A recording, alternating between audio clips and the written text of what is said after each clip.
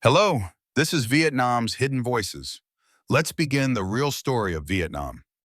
Why Vietnam's middle class is obsessed with apartments. Today, we explore one of the most important questions in Vietnam's economy. Why is the Vietnamese middle class so obsessed with buying apartments? In Korea, apartment investment has already reached a mature stage. The market is polarized. Premium locations stay strong. Low-growth areas fall behind. But Vietnam is at a very different point in its cycle, and understanding this gap gives foreign investors a powerful advantage. 1. Who is the Vietnamese middle class? On paper, the middle class starts at around 15 million Vietnamese dong per month, or about $600 in monthly income. But income alone does not define the middle class here. It is more about lifestyle. These are people who live in cities. They can spend beyond basic needs. They care deeply about their children's education, and most importantly, they dream of owning a modern apartment. Most households in this group can save or invest about 10% of their monthly income. That may not seem like much, but in Vietnam's housing market, it is enough to start. 2. Why apartments? The emotional and economic reasons. For the Vietnamese middle class, an apartment is not just a financial asset. It is a symbol of stability, status, and progress. Three factors drive this mindset. First, inflation. Vietnam has higher structural inflation than developed economies.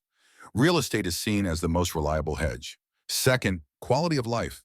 Moving from an old house to a modern apartment means safety, convenience, and better schools. It is a lifestyle upgrade.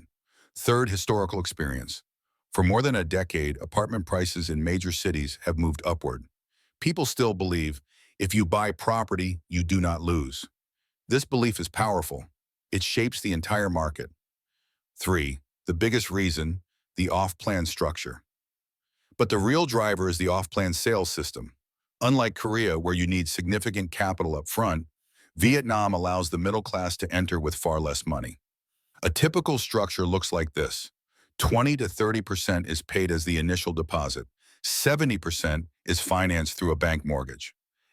This means a household with modest savings can still secure a future home. Payments are stretched across 24 to 36 months, following the construction schedule. And many projects offer 12 to 24 months of interest support. From the buyer's perspective, this feels like, I can't afford the whole home today, but I can afford the first 20%, and I will earn more later. This structure makes apartment ownership psychologically and financially reachable for a large portion of the middle class. 4. Pre-completion price gains, the wave-riding effect. There is also a cultural factor. In many projects across Ho Chi Minh City, Hanoi, and fast-growing provinces like Binh Duong and Long An, prices used to rise before the building was completed. People made quick profits. This created a belief that off-plan is safe, off-plan always goes up. Even today, this mindset remains strong. 5. But is it risk-free? Absolutely not. Vietnam's apartment demand is real, but a large part of it is leverage-driven. This creates several risks. Interest rate sensitivity. If global rates rise, Vietnamese banks follow. A 1 or 2% increase can pressure many households who rely heavily on mortgages. Developer risk project delays, approval issues, and developer cash flow problems still occur. Oversupply pockets. Certain suburban areas have experienced rapid supply growth. These zones may face price corrections if demand slows. So the truth is simple. The demand is strong, but the demand is also fragile because it relies on debt. 6. What should foreign investors understand? Foreign investors should see Vietnam not as Korea 20 years behind, but as a country where structural housing demand is still climbing. Apartment prices may adjust in the short term, but the drivers remain intact.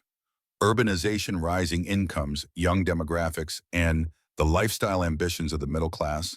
However, the real opportunity may not be the apartments themselves. The real opportunity is the ecosystem.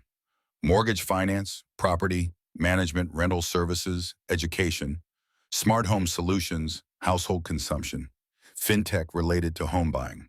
In Vietnam, the middle class does not just buy apartments.